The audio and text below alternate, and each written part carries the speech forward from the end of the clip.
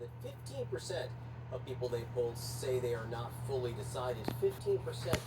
I wonder what impact on them you think this story that Sunland just reported on might have. Because accusations like this against Donald Trump, they're not new. People have heard these types of things before.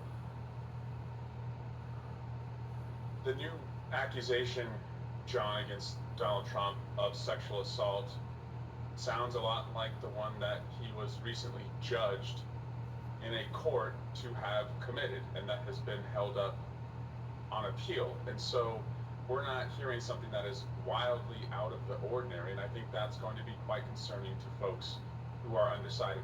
My experience also in undecided races is that when you have a candidate who is so well known, let's just give Donald Trump 100% name identification, and folks are still undecided near the end, they're going to break toward the person that is new. And so they're still learning about Kamala Harris. This is a time for her to make the case that she's going to restore decency to the office, that it's not going to be a presidency about her, it's going to be a presidency about you and what your needs are, and that we don't have to deal with Donald Trump's personal, criminal, civil issues that would make a mess of his next presidency. So, Congressman, you are in what I think is considered a pretty safe seat in California, yet you've been running ads about Donald Trump, including this new one, which we got to look at. I want to play a little bit of it right now. We were so worried. They're eating the dogs. He wasn't making any sense. People come in. They're eating the cats. And he just kept getting worse. Then a friend told us there was somewhere he could get the help he so desperately needed, called A Place for Trump.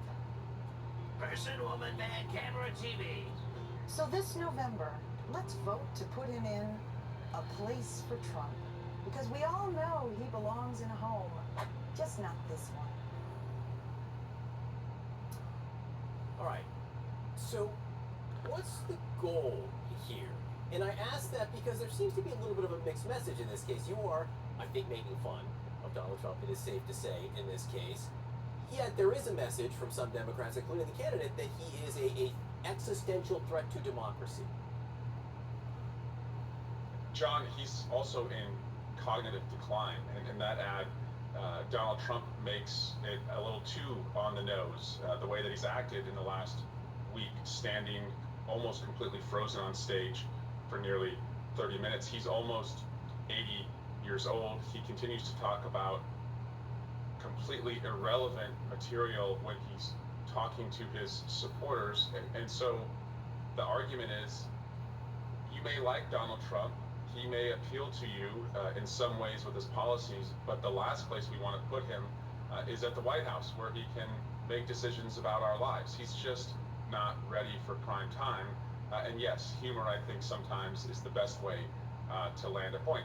But his default, and if you do believe that folks will regress to the mean, his default, of course, is a fascist-like tendency during the time that he can have a cognitive ability. And that's not an accusation that I'm making.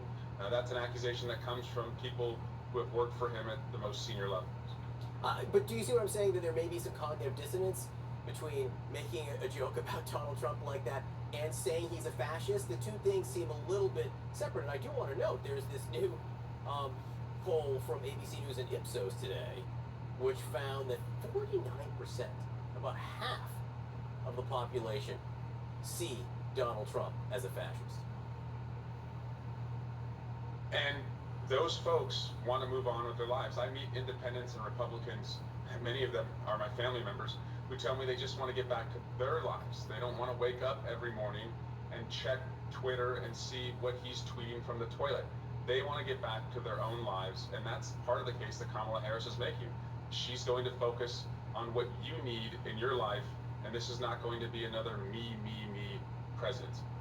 Okay, you need in your life. So she's giving a speech on Tuesday on the Ellipse, clearly to mark the location where Donald Trump delivered that speech on January 6th. Again, focused on the threat to democracy and whatnot. Do you think that people, the voters, particularly the undecided voters, see that as something that affects their daily lives more or less then prices, then healthcare? Undecided voters want an America that has free market capitalism, not free-for-all capitalism. They want a rule of law where all of us are treated the same, not one set of rules for a president who thinks that he's above the law and another set of rules for those who are deemed his enemy. They want a land where women have reproductive rights. That's why she's going to Houston today to really animate that issue. So they're concerned about all of these issues. And yes, of course, they want to know that if they work hard, they can buy their first home, which is why Kamala Harris has a $25,000 down payment plan for first-time home buyers. These are all factors, and I think in these closing days, she's hitting on all of them. All right, Congressman Eric Swalwell, appreciate your time this morning. Thank you. My pleasure. Sarah.